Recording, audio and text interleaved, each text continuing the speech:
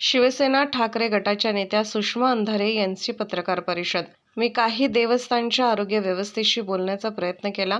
इथे सगळ्या आरोग्यविषयक मशीन आहेत, पण कोणी इथे चांगला ऑपरेटर नाही. गरीब लोकांना अल्प दरात सेवा दिली जाते, परंतु इथं सोयीसुविधा असून देखील त्याचा वापर केला जात नाही. शोषण यंत्रणेच्या विरोधात उद्धव ठाकरे यांची शिवसेना आवाज उठवत राहील. येणाऱ्या काळात याविषयी आमच्याकडून आंदोलन केले जाईल. आमचा अहमदनगरमध्ये गेल्या 3 दिवसापासून दौरा आहे. आम्हाला ज्या असुविधा जाणवल्या त्या म्हणजे दूध विक्रेता, दुधाचे भाव उतरले आहेत आणि तब्बल 67% दुधात भेसळ आहे. भेसळ कशी होते हे शासनकर्त्यांना माहीत नाही असं नाही आहे.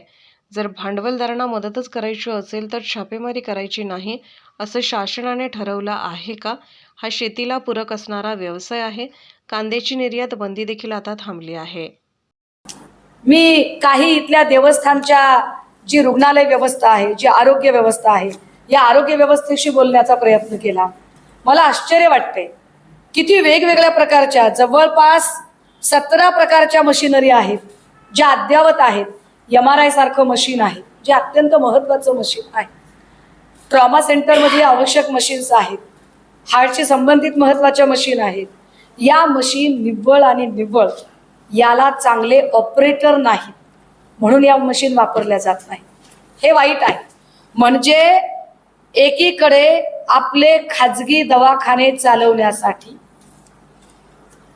वैयक्तिक मालकीच्या ट्रस्टचे दवाखाने चालवण्यासाठी, अगदीच उघड सांगायचं झालं तर प्रवरा मेडिकल ट्रस्ट सारख्या ट्रस्टच्या तुमचे गल्ले भरण्यासाठी गोरगरिबांना जी अल्पदरात सेवा शिर्डी देवस्थान कमिटीकडून मिळू शकणारी आहे, त्या देवस्थान कमिटीमधल्या ज्या आरोग्य व्यवस्थेशी संबंधित मशिनरी आहेत त्याचे ऑपरेटर मिळू द्यायचे नाही.